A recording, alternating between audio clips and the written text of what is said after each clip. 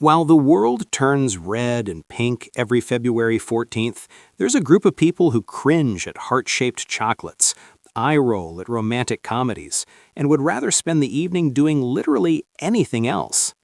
If you're one of those people who don't like Valentine's Day, this video is for you. And no, it doesn't mean you're bitter, lonely, or broken. The psychology behind your distaste is actually quite fascinating. Let's start with the most obvious reason: the overwhelming commercialization. Valentine's Day has become a multi-billion-dollar industry, and for many people, this manufactured pressure to spend money feels inauthentic and manipulative. Psychologically, this taps into what's called reactance theory. When people feel their freedom is being restricted or they're being forced to behave a certain way, they naturally push back. The constant advertising, the inflated prices, the societal expectation that you must celebrate love on this specific day, it all triggers a resistance response. For people who value authenticity, being told when and how to express love feels fundamentally wrong. They prefer spontaneous gestures that come from genuine emotion, not calendar obligations. This resistance isn't about being difficult, it's about preserving something real, and that's actually quite healthy. Valentine's Day creates an artificial binary. You're either blissfully coupled or miserably single. But life is far more nuanced than that. Many people who dislike Valentine's Day are actually perfectly content with their relationship status, whether single, casually dating, or even in committed relationships. What they dislike is being forced into a box and judged by societal standards.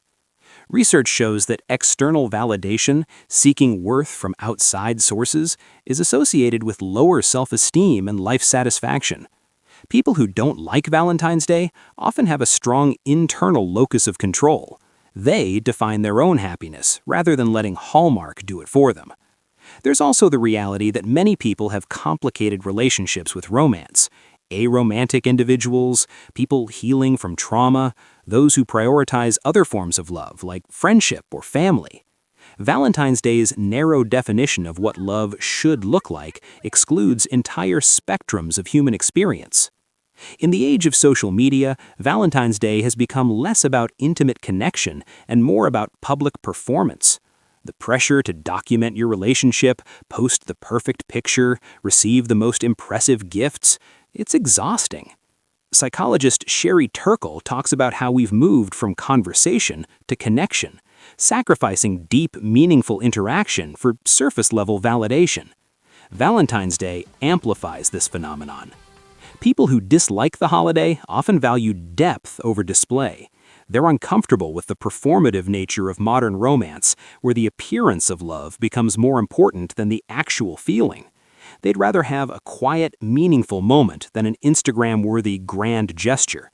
This isn't cynicism, it's a preference for substance over spectacle. Even people in happy relationships often dislike Valentine's Day because of the immense pressure it creates. What if the gift isn't good enough? What if the date isn't romantic enough? What if your partner's expectations don't match yours? This relates to what psychologists call choking under pressure, when high stakes actually decrease performance. The expectation that February 14th must be perfect can paradoxically make it the most stressful day of the year for couples. There's also the issue of love languages. Not everyone expresses or receives love through gifts and grand gestures. For people whose love language is quality time, acts of service, or words of affirmation, Valentine's Day's emphasis on material gifts can feel hollow and disconnected from how they actually experience love.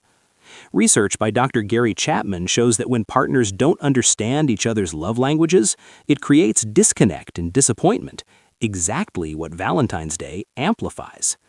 Here's what's interesting. People who don't like Valentine's Day aren't anti-love. Often, they have a more expansive view of what love means. They celebrate love year-round through consistent actions rather than one designated day. They value platonic love, self-love, familial love, and love for their passions and purposes. They understand that real intimacy is built through everyday moments, not forced romantic dinners. Psychologically, this aligns with research on intrinsic versus extrinsic motivation. When love becomes an external obligation rather than an internal drive, it loses its power and meaning. Some cultures and individuals also have different romantic traditions or don't center romantic love as the ultimate human experience, and that's completely valid. So, if you don't like Valentine's Day, you're not broken, bitter, or alone. You simply see through the commercialization, resist societal pressure, value authenticity, and understand that love can't be contained to a single day or expressed in a single way.